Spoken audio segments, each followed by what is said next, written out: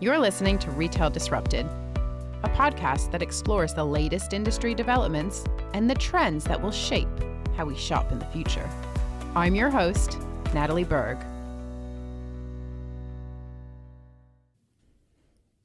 On today's episode, I'm going to be sharing my fireside chat with the ex-boss of Pandora and The Body Shop, Jeremy Schwartz. My conversation with Jeremy was recorded live on stage at the Richmond Retail and E-commerce Directors Forum. This episode is available in both audio and video formats, so if you prefer to watch the discussion, you can pause now and head over to YouTube. Now, a little bit more about Jeremy. He was the turnaround CEO of Pandora, the world's largest jewelry company with 2,500 stores and e-commerce sites in 90 countries. Prior to that, Jeremy was the chairman and CEO of The Body Shop from 2013 to 2017. He also previously spent time at Sainsbury's, and as brand director, he was the architect of the grocer's turnaround in 2005, which saw a decade of growth after years in decline.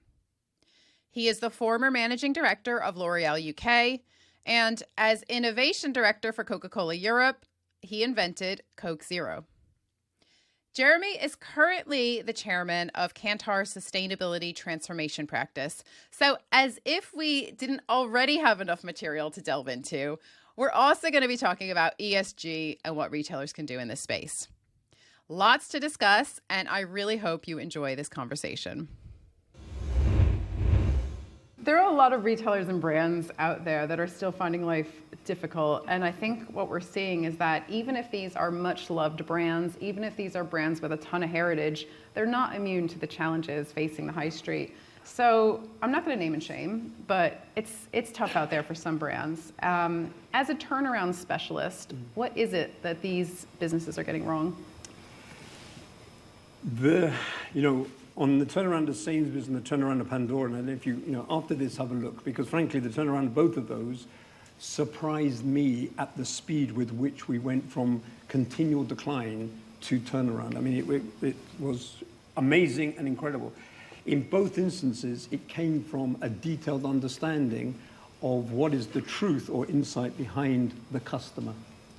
In fact, with Sainsbury's, I engaged Clinton's political strategist, pollster, and I said, we're going to run the turnaround of Sainsbury's like running an election. We're going to set an election date, and we're going to poll Tesco floating customers to work out what we would have to say to get them to come to Sainsbury's and not to Tesco. The whole turnaround, which was 10 years of decline, and in February of 2005, we went to +5, and Justin King then had 10 years of growth. It all came from the insights of what do we need to do. With Pandora, it was the same. Just to quickly summarize, the company, I'm sure most of you have either bought or given or received the charm. They'd walked away from charms as the core that made them the biggest jewelry company in the world, because you have to buy 5 or 6 or 7. You don't have to buy 5 rings or 5 necklaces. But they got distracted by all these other products. They felt that the fashion for them had disappeared. And actually, I went onto an Instagram site. On Instagram, there was a whole lot of people who were buying 20 or 30 charms a month and then creating nice little Instagram posts.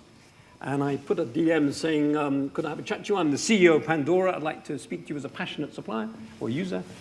I have to say, she came back to me and said, go away, weirdo. I don't believe you're the CEO.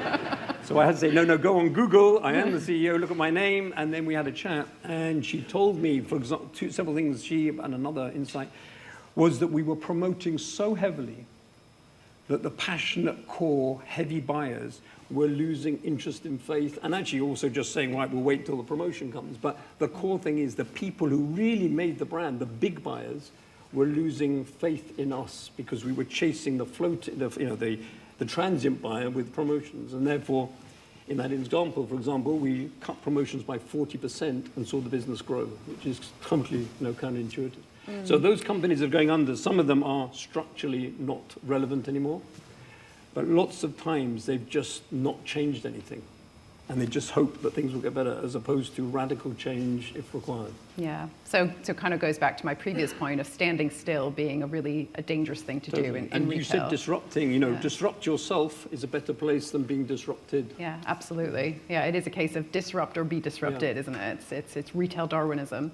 You touched on the customer and how different everyone in this room is in terms of style and hairstyles. And I think customer needs generally are becoming highly individualized, and we can't put customers into neat little boxes like we used to be able to. But just for the sake of this question, we're going to try. Yeah, definitely. We should, because I'll tell you there's a strange paradox. Okay. Okay, no, you go ahead then. The paradox is, in all the data I've seen, that at the very time we're becoming atomized, I like that word because we are totally individual in everything we do. And you could look at, if I looked at all your TikTok, you are on TikTok or Instagram, every one of you be looking at different stuff. At the same time, when we then say, let's try and segment people, we find you do cluster. We all cluster. And actually, one of the most shocking examples of that was when I was in the elephant in the room, which was the CEO of The Body Shop in 2013 to 2017. You said it. I did. I thought I should. Let's get there. Sales started to decline worldwide in 60 countries in the same way. And it was like, Christ almighty, are people talking on social media? How can every country be declining?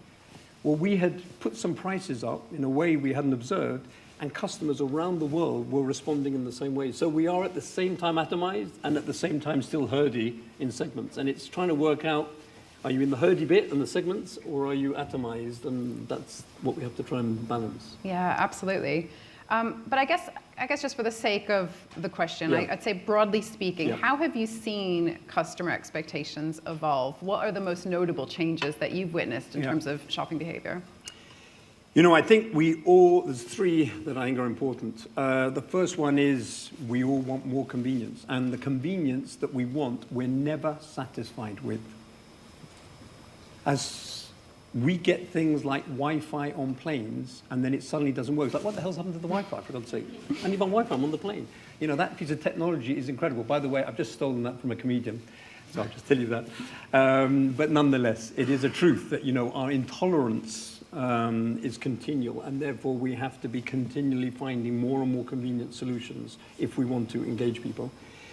I think the other thing is that we are both wanting new things, and we get bored with the new things quicker than ever before.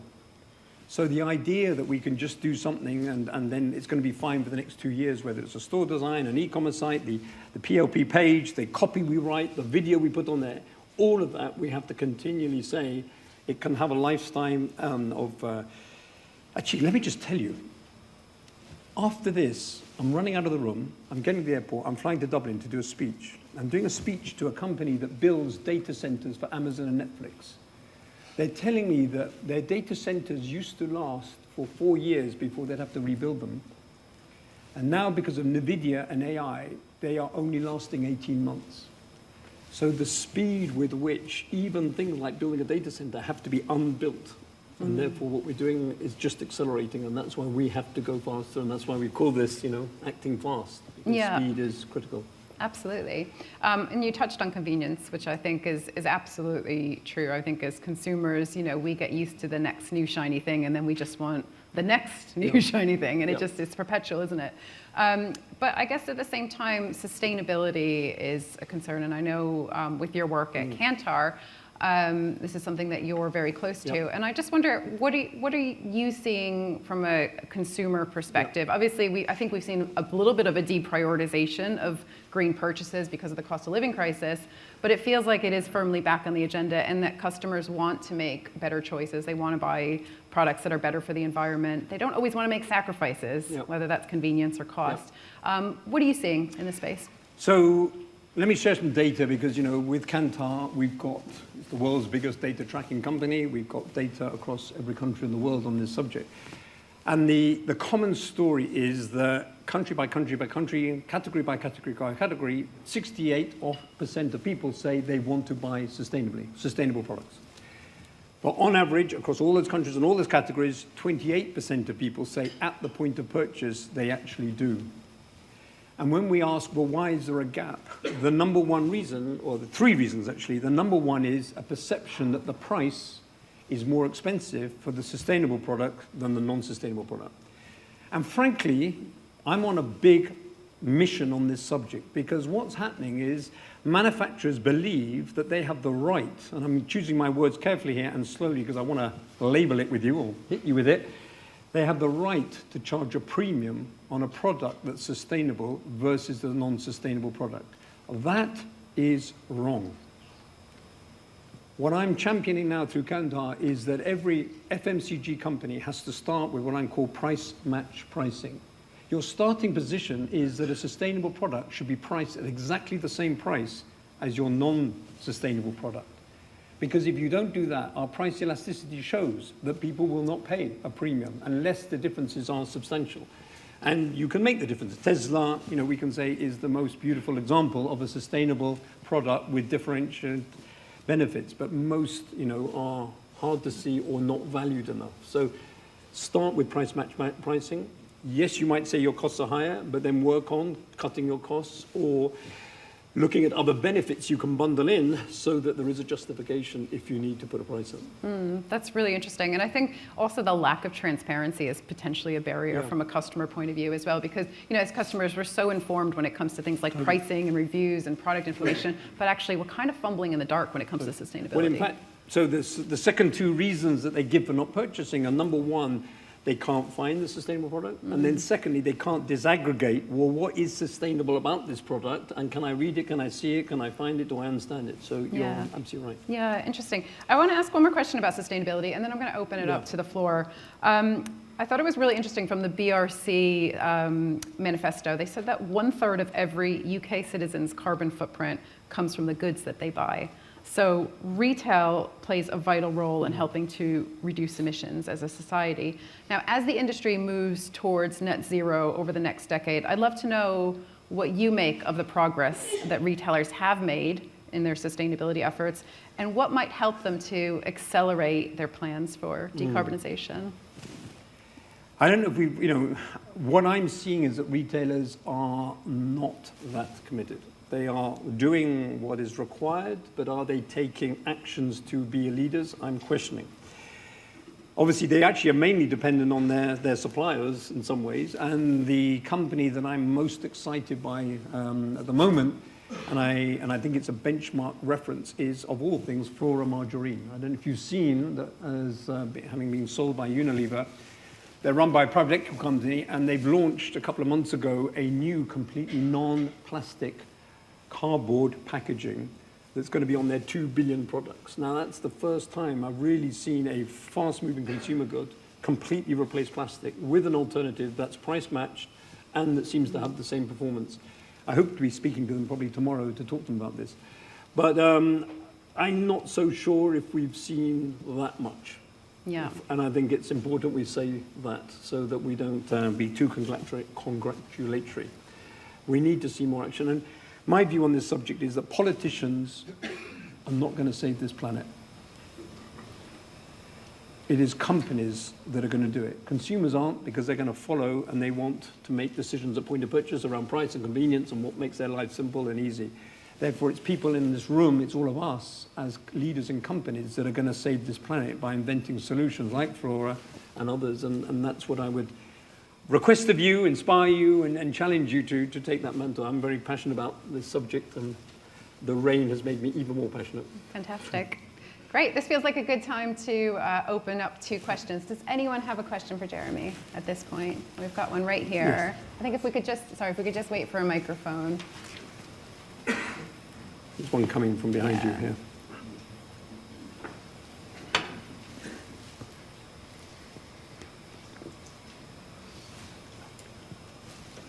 Behind you, the gentleman behind you.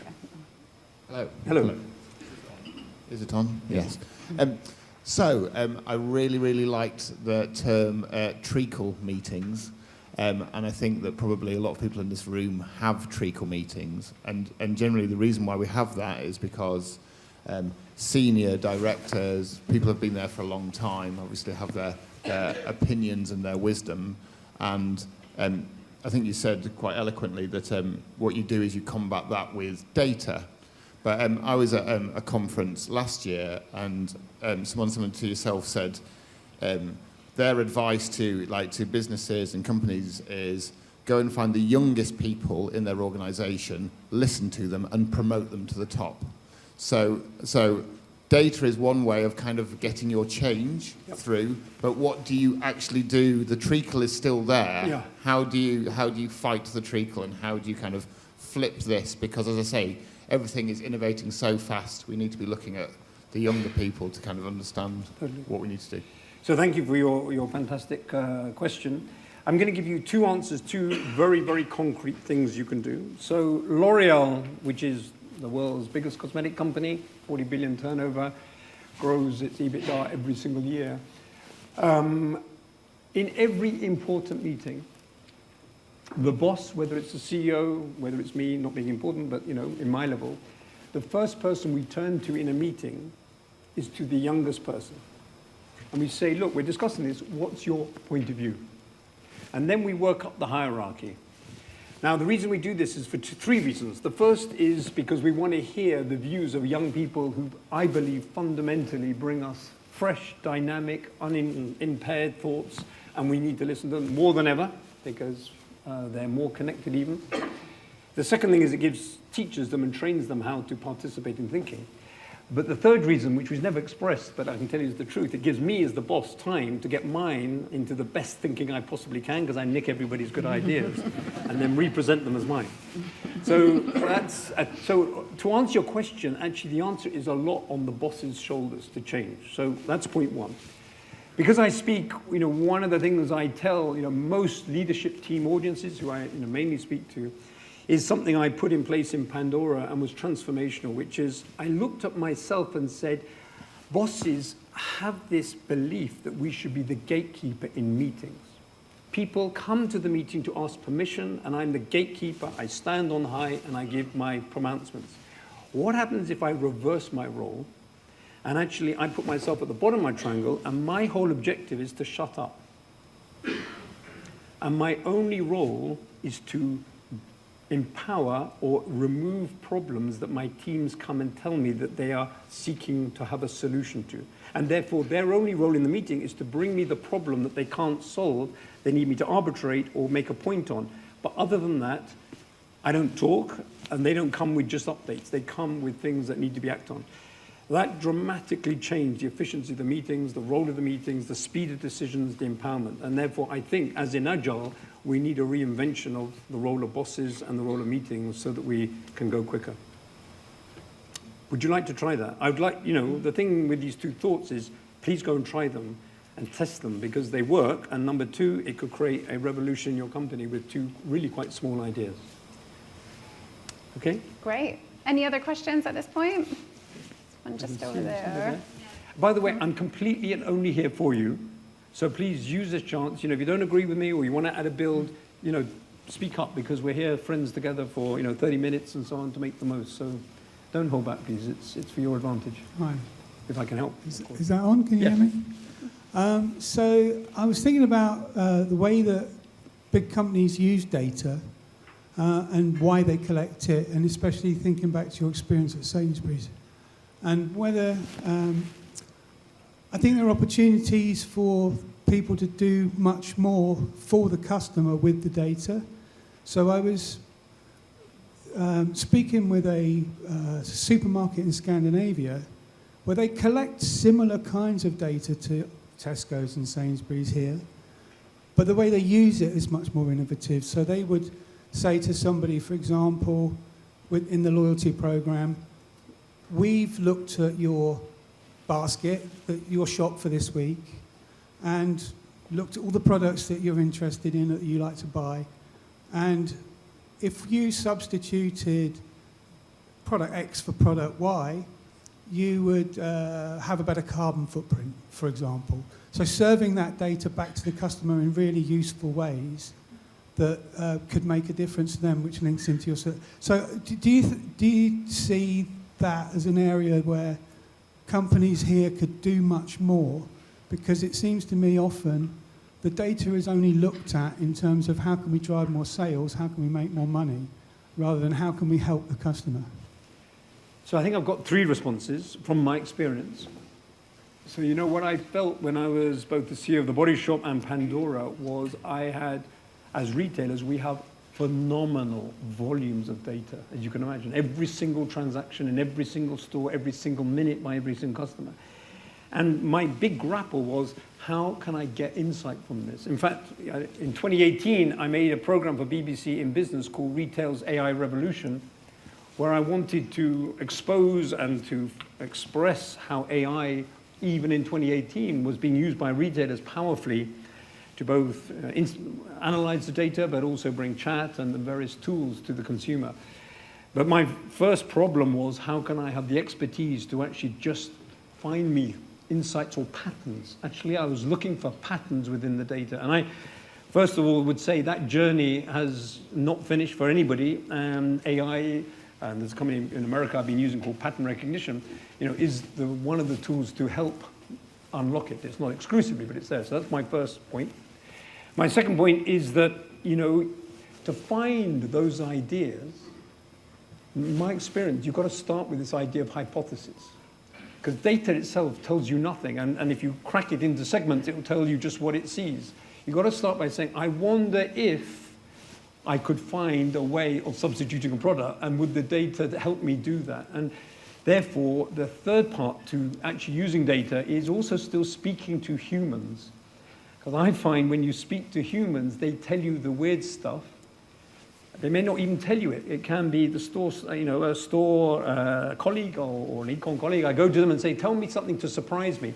I did that in the middle of New Zealand, in a store in the middle of New Zealand. I was there for one day, terrible for carbon, but I had to just go and do some store checks. I said, tell me something to surprise me. He said, this product is always out of stock. And I rang up the head office operation guys about 3 o'clock in the morning and said, man, why is this product always out? So, it's been out of stock for 3 months. The forecasts are always wrong. I said, well, why are they always wrong? He said, well, nobody's taken any notice of the fact that it's always selling out. And we then tried to find out why, and found that a Chinese person had written a blog saying this product stopped hair loss. And every Chinese in every country, near every store where they were students or working, were just buying all this product. So I wouldn't have found that. I should have found that through the data. Somebody should have bought it. But actually bringing the human aspect to the hypothesis, to the data, I think is the way to find those opportunities. So in answer to your question, yes, there are huge amounts of opportunity. How you get that, I think, is the interesting question to be exploring, as I've just tried to give you 3 examples. Does that answer your question? More or less. More or less. I'll take that as a green, as my scorecard. So go on, sorry, say something. In terms of the whole way that people think, what do we want to do with our data? Yes. Don't they want to better serve the customer rather than always looking at it in a very commercial way? Yes. Well, I think it comes back to the very thesis of this speech and discussion, which is transforming insight into action. The objective, I think, of that would be to drive sales in the end, yeah? I mean, if you're going to switch somebody, they're going to then be more happy, that they're going to come and buy from you. So it is switching sales.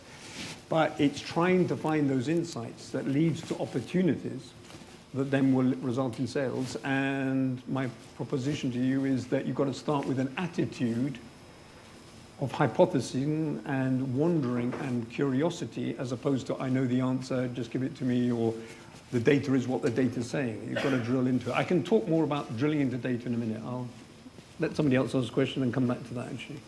I think we'll take one more question just here.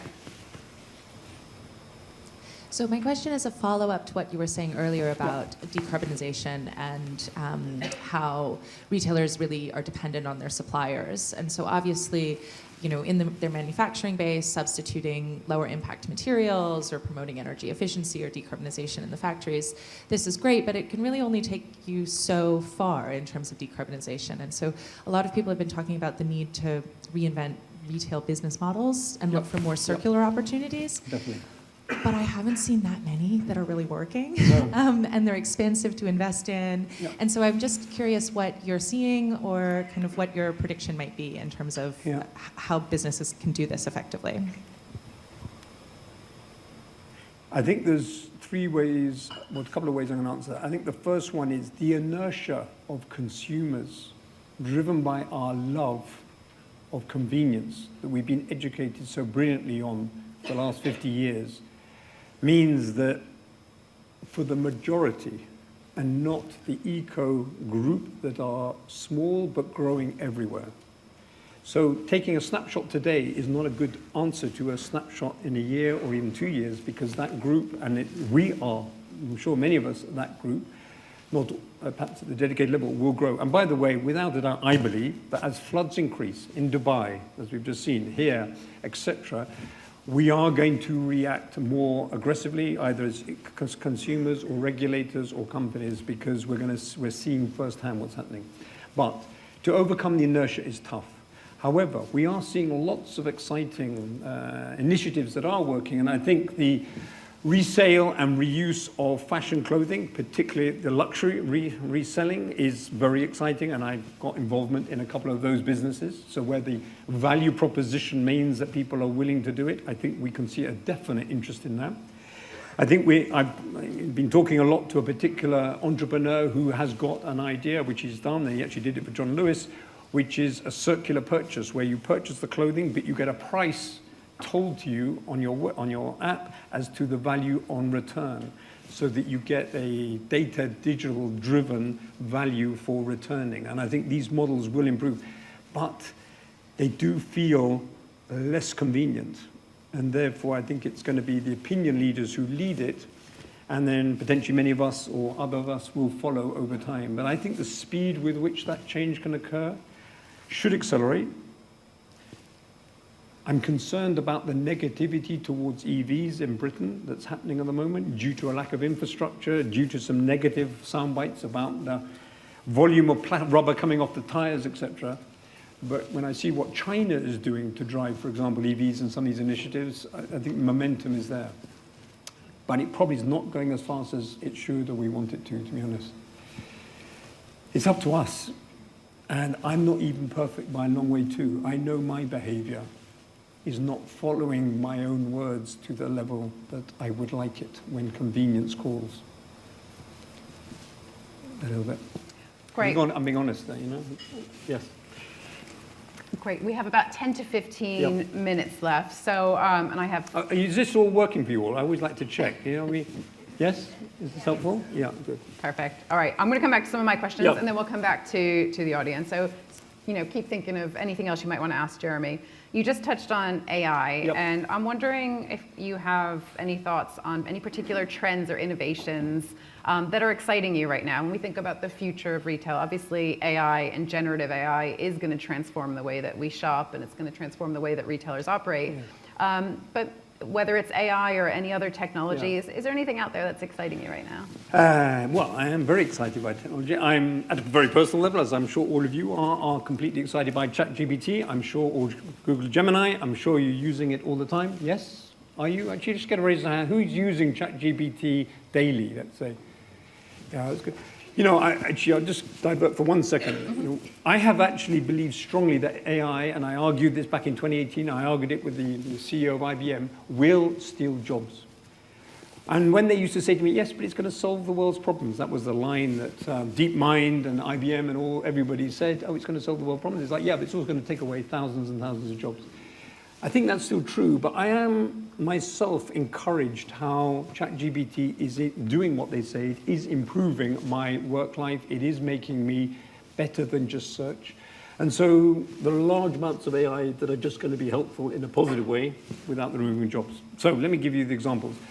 Where I feel we need it and where I felt we need it is on, first of all, merchandising on e-com to present better the choices that I'm looking for in large volume fashion e-com sites, for example, or beauty sites. I still feel that we're relatively dark ages in presenting to me individually what I probably want from either my historic search or the search that I'm doing, particularly around sizing. I shouldn't have to go and put my size in anymore. It should know me. So I think AI still has a huge role on e-com to anticipate what I want better. I think, back in 2018, we were predicting or wanting that AI would mean that Amazon et al. I would give them my calendar. I would load my Microsoft calendar into my e-com site, and they would send me things that I needed before I knew that I wanted them, because they could see what I was doing. So they would see I'm going on holiday, and they would say, right, we're going to send you these 5 things. We think they'll be useful based on what we know of you. If you like them, pay for them. If you don't, you can return them. So I do believe there is still great opportunity to make my life more convenient and anticipate what I want using AI in that way. But the final one, and actually again, I'm going to compliment this gentleman here because we sat next to each other, and it was very much where I felt and he's working on, is in-store and basic supply chain operations. There's just huge potential to make the lives of store colleagues, of supply chain colleagues, of operation colleagues just better. Because they would have the technology, whether it's a blend of AI or just handheld technology and scanning technology, to be able to stock take, to price, to change store layouts with speed and ease and less hassle, that I see is still a problem, in the manual, let's call them working areas, which don't and have not been given the tools to do their jobs, really, when they're also having their jobs cut, lots of them, or huge pressure on their time. Yeah, so interesting. I think, AI is going to touch every aspect of the value chain, from product, coming up with the ideas for the product all the way through to, post-consumption and returns. So really fascinating stuff. Is there any ideas that you guys have got that would be good for everybody to hear? Anybody want to throw an idea in that AI will contribute, do you think? Yes, there's a gentleman, I think, do you mind if I just do that? Just because, no, go for it. I'm sure there's lots easier. of rich thought here, and I don't believe... Hang on, there's a microphone coming. Let's just, we've got the time just there. Hiya. So we're kind of doing it using AI to help people choose their food basket. So that, through using DNA and epigenetics as well. So that way they're choosing the right food for them, and also reducing food waste, and also helping their health and well-being. So you load your Zoe data profile into... Oh, don't say that, that's a swear word. No, we have our own, you have our own system, which is far better. Okay. This is an advertising plug, by the way. This is an advertising break. So I actually think that food waste is one of the biggest impacts on the environment as well. Yes. And also, obviously, from a sustainability point of view. So actually, by empowering people to make the right food choices for them, both from a health and from a sustainability point of view, using AI will have a massive impact. The other interesting dichotomy, though, is the more we use AI, the carbon footprint from that is obviously insane. It is. And you talk about EVs. I had a meeting with somebody about, because we're a B Corp, they were saying just by swapping from using blue colour ink in your emails to black, if you were using blue, that has a massive impact on the environmental footprint of your email. Yeah. So I think, sometimes technology is great, but you've also got to bear in mind, behind the scenes, the environmental impact of a lot of it is enormous. Yeah. I just want to say one point on that. I notice that for every good step we make forward in sustainability or these initiatives, there is a danger that I'm going to call them the cynics or whoever will put out a counterpoint. I'm not saying yourself because it's true about data centers, but we always have the yes but, and there's a yes but with petrol, there's a yes but with our existing environment, but there's a love of doing a yes but on some of these initiatives. So you're absolutely right that AI does generate huge heat issues and with data centers, but we've got to still be moving forward with positive intent. Otherwise, we'll talk ourselves out of every one of these sustainable initiatives. It's my fear. Yeah, absolutely. Thank you for your input. Anyway, next. Right, so we have, we're down to the final minutes now, but I want to ask you a little bit about loyalty and the proliferation of choice that we've seen when it comes to shopping generally, but if we look specifically at e-commerce, we've seen an explosion in digital channels in recent years, marketplaces, direct-to-consumer, quick commerce, social commerce. I think you said you're on TikTok, is that right? Yeah, there we go. So I guess firstly, what do you make of this proliferation, and how do you see e-commerce evolving in the future? Well, look, I think that I'm not saying anything profound that all of you don't know, but in this assumption that the 3 things that drives most of what we want is affordable cost, something to do with price, something to do with disposability, let's call it comfort with a brand or a product, and that's trust, And finally, and most importantly, this desire for convenience. That the fact that I have had to remove TikTok, even though I've got a channel, because I spent 1.5 hours every night on the damn thing. The ability to be presented a product that I didn't know that I really wanted in my Instagram or TikTok feed and be able to purchase it so simply was extremely helpful. So my disposability and my loyalty to those channels, because they are actually presenting me products, increased because they solve problems I either had or didn't know I had. So I think that those new ways, and the reason I mentioned this sales, TikTok live sales vehicle, is it's a big element of e-commerce in China. Because e-commerce has got, in some ways, humanless, and that's why probably we're still going back to stores, and Gen Zs are, because of sociability or just the human touch.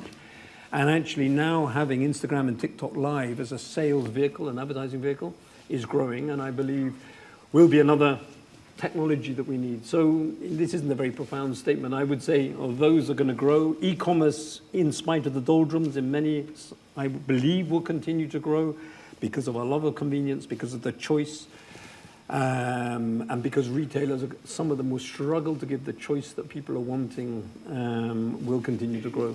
So sort of just the natural evolution. I believe so. e-commerce. I believe it's on a relentless growth. Whether it's Amazon that wins all the games or Boohoo and ASOS that can recover, we shall see. But my penny's worth is that it will continue to grow. Yeah, and also new. And by the way, so I'll just say one thing. One thing I noticed on this subject, we are quite rightly sad that, the Body Shop and others are going down, and when we walk around our high streets, so many stores are closing and being replaced by either restaurants, which is probably good, or charity, which is questionable, perhaps. When you look at villages, they used to have, and I remember as a kid where I grew up, there was a butcher, there was a post office, it shows how old I am, but there were all these things, they're all homes. It is evolution, and we've had it for 100 years as there's been concentration and closure. I suspect it's just going to continue, as horrible and as painful as that is. It may be replaced by restaurants and other things, but I suspect the impact of e-commerce will continue to hurt retail, even if we do love the sociability and the proximity and the human touch. Yeah, fewer, better stores is probably the way we sum it up. I just want to ask you one final question about loyalty, which we started to touch on. There's been a lot of investment in digitizing loyalty schemes in recent years. We've seen the rise of real-time discounts and somewhat controversial member prices. So I'm curious to know what you make of this. And do you think these initiatives make us more loyal, or does it actually have the opposite effect and make us more promiscuous? Okay, I'm going to be hands up. I don't have the data to answer that question on whether it is more promiscuous or more loyal. What I gut feel. Yeah, okay, but what I first have seen in all the businesses is that loyalty has been an incredibly powerful tool. But, and this is a big but, so I'm going to finish on an insight for you. Both with the turnaround of Pandora and with a business I'm even consulting on just yesterday, the big aha piece of data that can be transformative for you if you want to help yourselves or your client is to break down the numbers of people who buy just one product, the numbers who buy 2 or 3, the numbers who buy 5 or 10, and the numbers who buy 20. It follows on the whole an 80-20 rule, plus or minus, that actually 20% of your customers actually buy 80% of your volume. What we spend all our effort on is chasing this huge tail of 80% of the people who buy one product because they are so voluminous. Most retailers and most companies don't look at that breakdown, and so they don't see, and in Pandora what I discovered was that 80% of women were buying 20 or 30 charms, and we did not have a loyalty scheme in a product that was all about collecting, and those groups were the ones making us all the money. It was the same in Sainsbury's. So in fact, the role of loyalty, or the way to think about it, whether you have a product or not, is track down what those people are doing and want, and serve them, and be careful you're not chasing the single buyer who will use up all your energy, all your cost, but bring you far less value. Yeah. So I believe in loyalty 100%, and these tools can all work if they're targeted, particularly that group. Yeah, focusing on your most valuable customers. Yeah. I'm not going to let you go just yet. Correct. I think we have time for one more question from the crowd, if there's any other burning questions out there. And we've got one in the corner just here. Thank you for your patience, by the way, and time. I appreciate the attention you've given and the ideas. Hi there. You speak about the yes, but, and obviously sticky meetings. And, agile ways of working is so aspirational. And I think, and I'm trying to work out the question here, but for the Unilevers of the world, for the Coca-Colas of the world, and even the L'Oreals of the world, I think, a humble brand manager, brand director, really want to do that. They want to have a way of being able to work with the machine to do some of these. Have you actually seen it work? Have you seen, if we were advising a brand director within an ecosystem like Unilever to get hold of the data, to come up with a hypothesis and actually see it through, do you have examples of how that's been done, and then how you could advise within that ecosystem? Yes. The phone call I got in 2000 on about September 15th, I think it was, from my boss was, "Over my dead body, Jeremy, are you going to launch that product?" That was a guy who'd been in the Coca-Cola company for 30 years. He was in charge of Europe, which was a £200 billion business. And I'd been working on Coke Zero as an idea. More importantly, I got data to show that young men in Europe would dramatically increase their consumption if we presented that product versus the red of Coca-Cola, because we discovered that the reason that young men started to drink less in Europe than in the US was because, strangely, surprisingly, psychologically, the red label of Coke made them think that they were a kid again, and in front of their adult friends and themselves, they didn't want to look like a kid. They wanted to drink alcohol and coffee and look adult-like. And that crazy insight that if we made a product in black and called it Coke Zero in this instance, I gave it a benefit, we could talk to young men and add what turns out to be 10 billion sales revenue per year, was something that he rejected. Because he was frightened of innovation, he was frightened of change, he was frightened of risk. What I believe, but you have to decide to do this, is that we have a responsibility to have a point of view on something, to champion it with like a crusade and a commitment if you believe it's right and got data. And then it's a case of getting it in front of the right people. And most intelligent bosses are desperate for ideas to improve a business. In fact, what they're short of is great ideas. They usually have the money, they usually have the resources, they just lack some brilliant ideas. So in my experience, but there is a risk, I did have that boss say that to me, and the only way I survived and got it was that he was fired by the CEO 2 weeks later because he'd been blocking innovation, which I got in front of the CEO.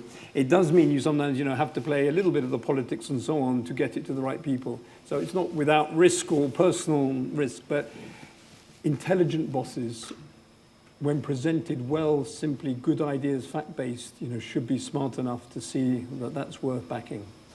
And if they're not intelligent, then probably change company. On that note, I think we are out of time, but I just want to say thank you. It's been fascinating to get your views. Thank you, Jeremy. Thank you. Thank you for listening to Retail Disrupted. If you enjoyed this episode and would like to support the podcast, please leave a rating or review or share it with others. It really makes a difference.